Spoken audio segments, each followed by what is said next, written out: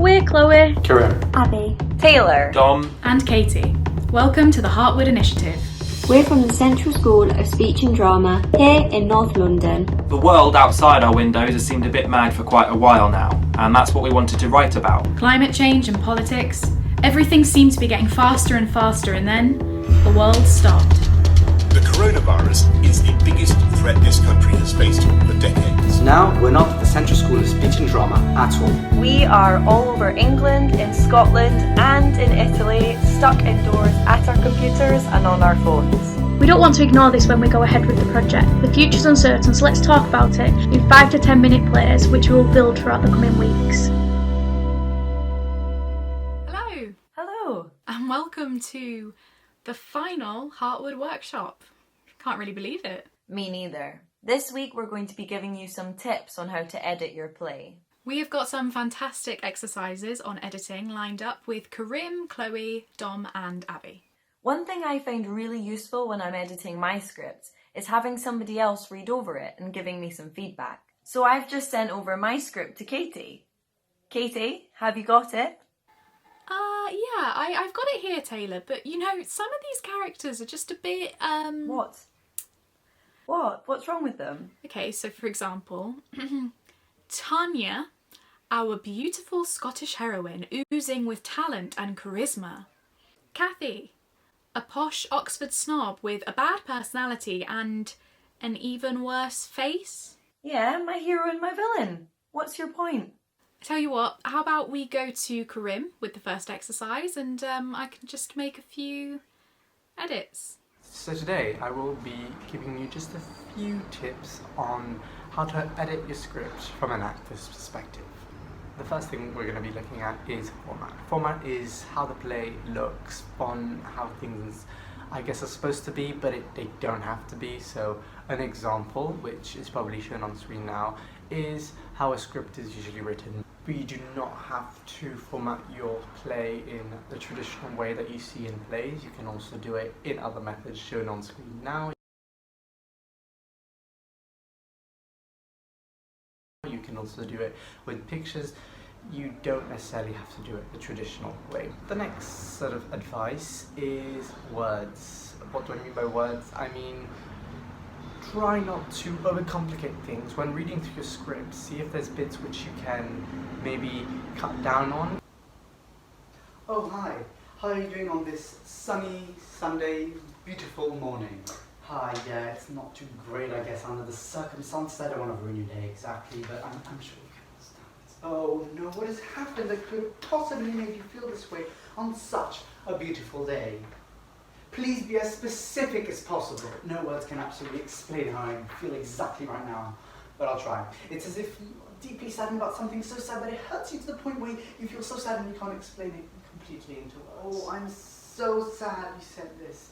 No words can describe how much I'm sad. Okay, yes, that is an exaggeration, but what I'm trying to say is, you know, the classic saying, action speaks louder than words. So see if during editing there's bits which maybe don't necessarily need to be there, is what I'm trying to say. Next we're going to look at pauses. Pauses are really effective if they're used right. They usually happen in intensive moments and when there's maybe a bit of an uncomfortable moment in a scene, for example. In a normal conversation, people talk naturally over each other, so pauses are not always completely needed, but they're very effective if used right. You're in the process of editing now, so that encompasses sometimes having to cut certain bits because they don't fit or because at second thought they might not exactly fit, as I said, which can be hard because it's your own work, but a saying I was once told is hold on tightly, let go lightly. So yeah, I guess stick to the story, don't go off tangents. If you notice that when you're editing, then don't be afraid to cut if you deem necessary. The last thing on my list is stage directions. By stage directions, I mean try not to overcomplicate them. So set the scene at the beginning of each scene, but don't necessarily feel like you have to exactly always put a stage direction because that comes naturally with the actors. He walks across the stage, slowly, really slowly, but not too slow. He's got a hunchback, but it's not that noticeable. It is affecting how he walks though, but it doesn't seem to bother him. He stops after 2 steps, with his head tilted, backwards. He laughs, quietly and to himself.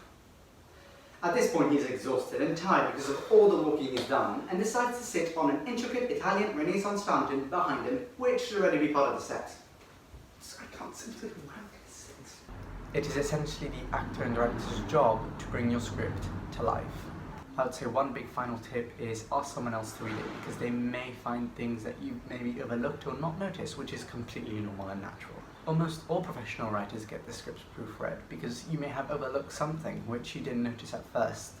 And I think that's it. Thank you so much for watching our workshops and tuning in, and I really hope you are considering submitting a script, because we would really look forward to reading it. Thank you so much and enjoy our very last workshop. Thank you for that, Karim. Very useful. Taylor, have you finished looking over my script? Yeah, it's really good, but I don't think the character of Buddy the dog adds anything. Oh, really? Well, you know, since he's not the main character anymore, he's just not really doing anything for the story. He's not driving anything forward, do you know what I mean? No, that completely makes sense. I'm just gonna have to make some difficult changes. Look, I'm really sorry. I know this was your big break into showbiz, but I'm afraid you've been cut. You've got till the end of the day to clear your trailer out. Right. On to the next exercise with Chloe. Hi everyone, hope you're all well. Today I'm going to be doing an exercise called Before, During and After. I mean, I think it's called that, I'm not entirely sure. I may have just made something up, but oh well. Anyway, so this exercise is used to give us as writers a bit more context and understanding to the scenes and the characters that we've created. It's an exercise that will help us to completely understand the underlying emotions or the underlying issues within our play. So for the example of how it will work, I'm going to be using the short film that Katie made of Buddy and Squidge in week 3, if you saw that. If not, that's alright, I'm going to just play a little recap so we can kind of understand what happens. Buddy is fed every day at 7 AM. One day he isn't fed. His owners have left and forgotten him. He doesn't know where the food is, so he asks for help from the cats. The cats make fun of him and won't show him. He decides that if he can't get food from inside the house, he'll order food from outside the house. He goes to the computer, tries to order, but the delivery isn't going to arrive until tomorrow. Buddy still can't eat. He distracts the cat with a mouse and eats the cat's food. His human comes back and gives him more food, thinking he's not eaten. His human realises someone has ordered 400 cans of dog food. So that short clip kind of took you through each beat of the story. In the film, Squidge eats Buddy's food and isn't very nice to him. So this exercise we're doing kind of gets us to question why that might have happened. So why is Squidge mean to Buddy? So we're going to begin with the term before. So this should get you to think about what has happened before your play has begun. So before we've met any characters or any action has taken place, I want you to choose one character from your play and begin to think from their point of view. So for me, I'm going to take on the point of view of Squidge, who's the cat, and I'm going to think about the event in the play, which is Squidge eating Buddy's food and not telling him where the rest of the food is. So what I'm going to do is I'm going to ask myself, what could be the reasons for Squidge being mean to Buddy? Is there anything that's underlying that the short film doesn't necessarily show the audience? So I'm going to write something really simple like, Squidge doesn't get as many cuddles as Buddy from their owner, so he's jealous and therefore feels as though he needs to punish Buddy. If you now just take 30 seconds to think about what might have happened before your play has begun, and just write a sentence or two explaining from the point of view of one character. Brilliant, now we've looked at what's happened before our plays began, let's look at what might have happened during the play. So for this, I'm going to use a different character. You can use the same as before, or you can also change. It's completely up to you. So for my during, I'm going to use, I just pieced then rather than with the quotes, I'm so sorry. So for my during, I'm going to use the character of the owner. So in the short film, the owner of the animals forgets to put Buddy's food on the floor for him, which means the cat can eat it. So when looking at this, we might not even think about the owner as an actual character as we are so engrossed in the action between Buddy and Squidge. But I think the owner certainly does add something to the storyline. So what I'm going to do is I'm going to write down why the owner might have forgot to put Buddy's food on the floor. So I'm just going to write, The owner works an incredibly stressful job. She is constantly working over hours and doesn't get much sleep. Because of this, she then woke up late, which meant she was in a rush, and that resulted in Buddy not getting his food. What I want you to do now is again to take 30 seconds to think about the point during your play where one of your characters does something and then question why they may have done it. So in the short film that I'm looking at, we as the audience wouldn't have necessarily known that the owner of the animals had a really stressful job. So I think it's really important to think about the layers of our scenes and why things happen or don't happen, as I think these underlying things definitely impact the dialogue and action between the characters. So we've now come to the after part of the exercise, and as you can probably guess, this is what happens after the play is finished. So again, I want you to choose a character and then look at this from their point of view. So I'm going to use the character of Squidge again. So obviously I'm going to take the whole kind of short film into account. So I'm just going to write a really short sentence that says, up until now, Squidge has been very stubborn. He always wants his owner to come and cuddle him, and he will never walk to his owner. Squidge realises that Buddy gets more cuddles because Buddy goes and sits by his owner, whereas Squidge doesn't. He now goes and sits by his owner more. Therefore, Squidge now gets more cuddles. So for my characters, that's just something really simple that might have happened after the story is finished. I want you to take a final 30 seconds now to write about something that happened after your play has ended from a point of view of one of your characters. Fantastic, so now you've done this, I want you to look at all 3 things that you've written and then go back to the script you've wrote. Do any of these things you've wrote change anything or add any context or dialogue or action in your play? Does anything change if once you've kind of looked at these 3 things that you've now wrote? Do you go back to a scene and go, oh, there might be an extra line there, or I don't really need to say that bit? Is there anything that could potentially be changed? So yeah, this exercise can be used to fill in any gaps that your play may have. Looking at what's happened before, during and after our plays will allow us to go back and add more context to the characters and their dialogue. You can do this exercise as many times as you like with different points and characters throughout your play. Thank you for taking part. I hope you learned something, and I really look forward to reading the end products. See you soon. That was fantastic, Chloe. I think I've just about finished editing my script. Oh, Katie, do you want to read the scene with me? Oh yeah, of course. So I guess I'm going to be reading as Kathy. Tanya. Tanya? The Scottish heroine? Yeah, and I'll be Kathy. Oh, okay. Hi, Kathy. Do the accent. Oh, okay, Hi, Kathy, how are you? I hate you, Tanya. You're so beautiful, charismatic, and talented. Well, maybe you would be all of those things as well if you weren't so horrible all the time. You know, I think that... Taylor, are you okay? Oh, it's just so nice hearing my script read out loud the way it was supposed to be. Really? You think that's finished? Yeah, why? Oh, no reason. Just I was thinking, you know, maybe you wanted to wait until we did Abby and Dom's exercise, and then, you know, maybe there's a way that it could be even more finished. But it's already finished. So over to Dom and Abby with the next exercise. So we're going to look at another activity that will help you to edit your scripts. So whether you've just finished a first draft, or maybe you have just a couple of scenes. But the first step is to have either a printout of your script, or if it's handwritten, have it out in front of you. But beware, because the next step is to grab some scissors, as this activity is called the cut-up approach. So for the first cuts we're going to do is scene by scene. So if you've labelled your scenes within your script, this will be pretty straightforward. But perhaps you haven't, but you will be able to tell where a cut is needed. So maybe it's because of a change of setting, or it's different characters starting a new conversation. So, how do you know when, in a scene, to make a snip? One way is to have a look at what your characters are talking about and see if there are clear changes of subject you can divide between.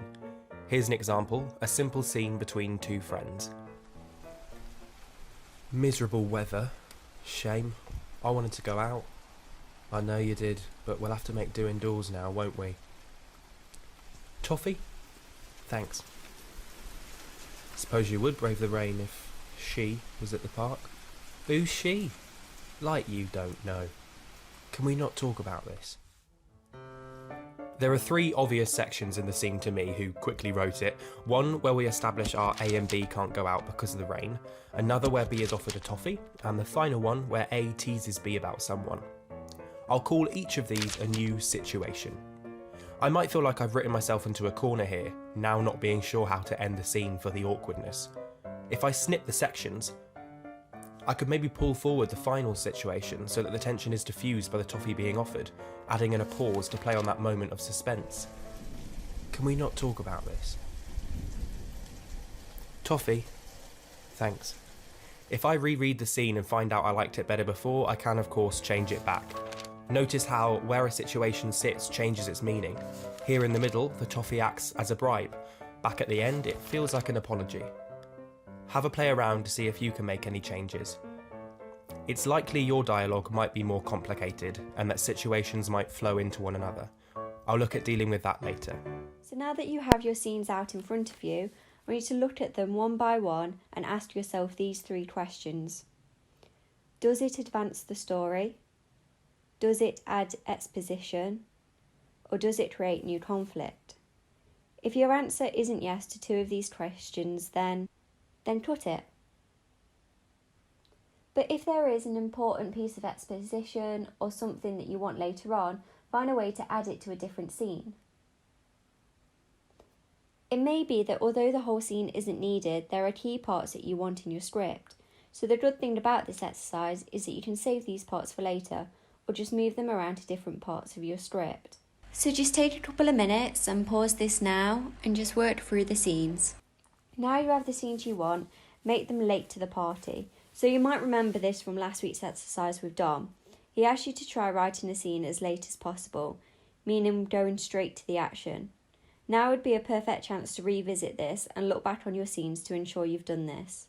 So for my own, I've noticed, looking back, that I've added quite a lot of dialogue of where it seems now they're just talking to fill time until the action comes along. So I'm going to go ahead and cut this straight out of my script. Remember, starting late and leaving early is the key. If needed, you can also add in a line or two to ensure that the flow of the script still makes sense.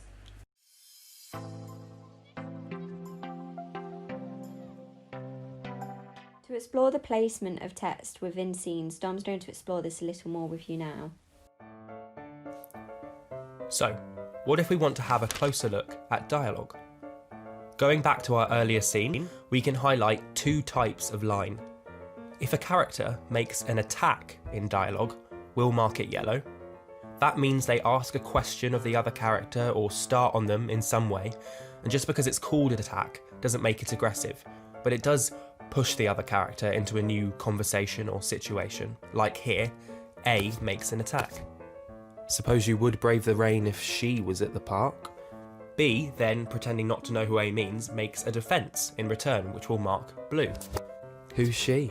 The defence here means that the character blocks the attack made of them, deflecting a question, refusing the conversation someone else has started. Your average scene in a play will probably have lots of these because together they mean conflict, which is important because it means characters interacting, story happening. Of course, if they ran like this, with A attacking, B defending, on, it would be an interrogation scene. It's instead likely that B will bring a new attack into the scene and the conversation will change direction, become about two or more things at once, as the two talk. This means situations might not have clear enough start and end points to mean you can just snip between them.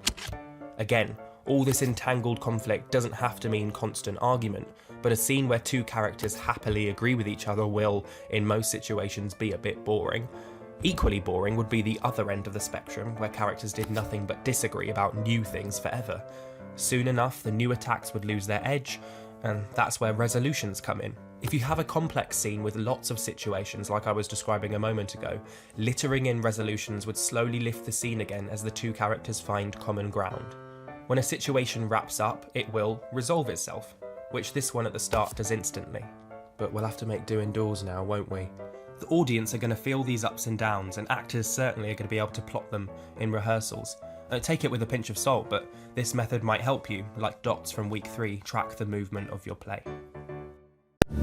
Thank you for watching this week's workshops. We hope you had fun. We'd really appreciate your feedback, whether that's good or bad. And remember, although we are learning from this, these are your workshops. Say as much or as little as you want. Follow the link on the screen and note that all submissions are completely anonymous and you can fill out the Google form as many times as you want. And if you have any questions, you can pop them on there as well. And if you have something you want to share with us from today's activities, maybe something you've drawn, a small passage of writing, you can upload that through the Oldham Theatre Workshop website if you want. In the meantime, you can give us a follow on Twitter and Instagram at weare_Heartwood. Thank you so much for watching and have a nice week. We are Heartwood. Till next time.